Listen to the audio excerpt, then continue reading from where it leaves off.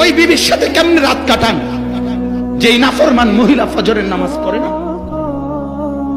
ওই অসভ্যর সাথে কেমনে রাত কাটান? ও তো দুশ্মন, ও তো আল্লাহর দুশ্মন। দুশ্মন না? ও রাসূলের দুশ্মন না?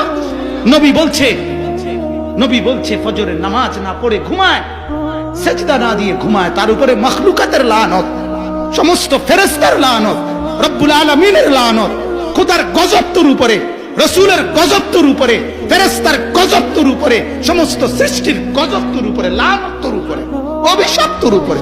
কুত্তা তোরে দেখতে লজ্জা পায়, শুয়োর তোরে দেখতে লজ্জা পায়, মুখ ফিরায় নেয় বেটা। মুসলমান কলিজার মধ্যে যদি বলেন হুজুর এত শক্ত করে বললেন কেন, গায়ে লাগবে। আরে বেটা তোর আড্ডিত লাগো, আমি এটা চাই।